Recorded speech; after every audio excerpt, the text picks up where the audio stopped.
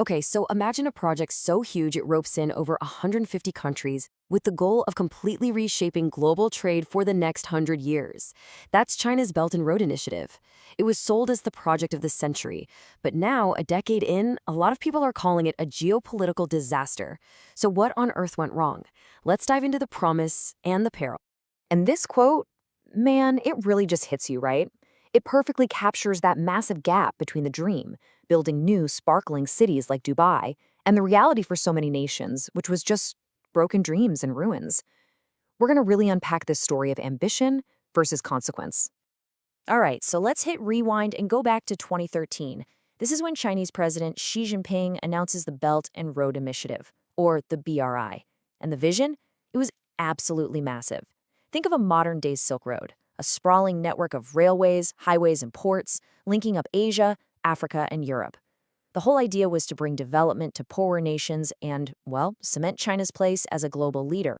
And the money they put behind it was just staggering. We're talking over $1.2 trillion. To put that into perspective, this wasn't just some plan on paper. It was one of the most ambitious infrastructure projects in human history.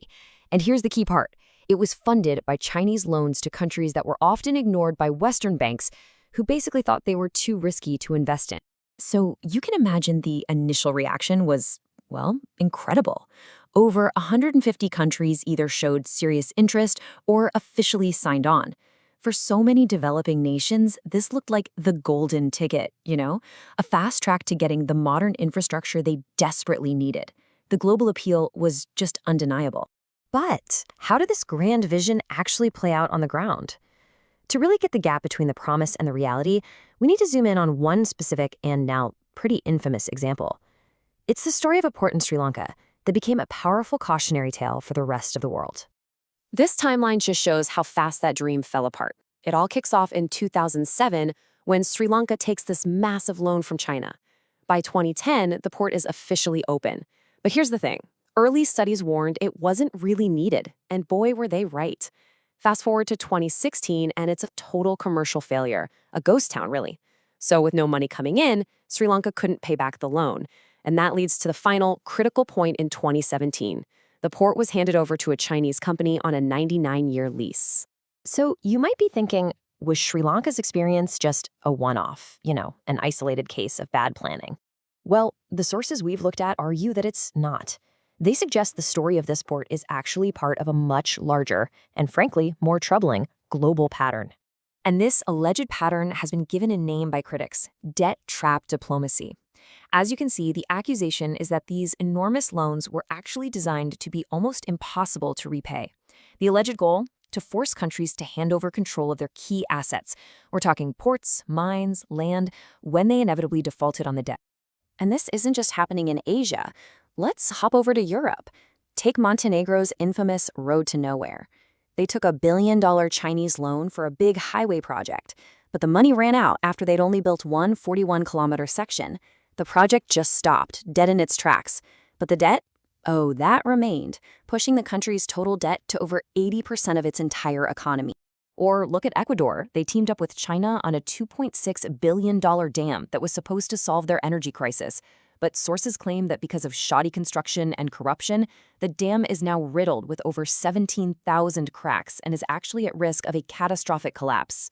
This chart here really breaks down the money side of another one of these flagship projects, Pakistan's Gwadar Port. And the revenue split in the deal is, well, it's striking.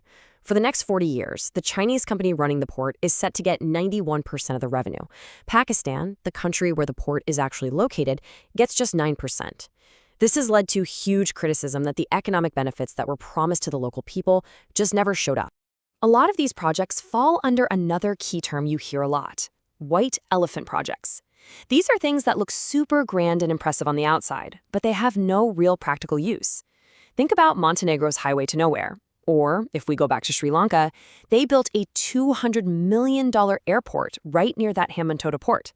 Today, it's known as the world's emptiest airport, sometimes with more wild animals on the runway than actual airplanes. So, with all these problems piling up, we're talking debt traps, shoddy construction, white elephants. It's really no surprise that the rest of the world started to take notice. that initial excitement for the BRI began to fade pretty fast, and it turned into a major geopolitical issue with some serious global fallout. And that pushback became very, very real.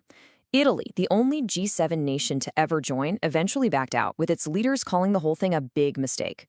Countries like Malaysia and Myanmar started canceling or trying to renegotiate their deals. And meanwhile, you had public protests erupting in places like Pakistan over all the unfulfilled promises of jobs and basic utilities. The global tide was definitely turning. Of course, this created a massive opening for China's rivals. The US and the EU launched their own alternative programs, basically positioning themselves as the anti-BRI. And the contrast is pretty clear. Where China's model is often criticized as being state-led and not very transparent, the West is coming in promising transparency, private sector investment, and better loan terms. They're framing it as a clear alternative to the so-called debt trap. Which naturally leads us to the heart of all the criticism. The source material argues that after a decade of watching this play out, it's become clear the Belt and Road Initiative was never really about some selfless mission to develop other countries. It was about advancing China's own strategic interests. So, what was the real goal then? Well, according to the source material, the BRI served a few key purposes for Beijing. It was a way to export China's extra industrial capacity, to lock down access to raw materials, and to gain control of strategic ports around the world. Ultimately, critics argue it was a tool to expand its geopolitical power and maybe even challenge the US dollar's dominance. So, faced with this global backlash and a pretty bad reputation for predatory lending, China is now at a crossroads. The original vision has been seriously tarnished. So what's the response? Well, it's not to scrap the project, but to try and rebrand it for a new era. They're now pushing what everyone's calling BRI 2.0. The new buzzwords are green, digital, and sustainable. The focus is shifting away from those huge, heavy infrastructure projects and more towards things like green energy and digital connections. It's a very clear attempt to address the criticism, but let's be honest, after a decade of controversy, the world is watching with a much more skeptical eye. And this really leaves us with a critical question for the future, doesn't it? Can this pivot to a BRI 2.0 really reshape the project's legacy? Or have all the stories of debt traps, ghost airports, and cracked dams already sealed its reputation for good? As the global power game continues, the next chapter of this incredible saga is still being written.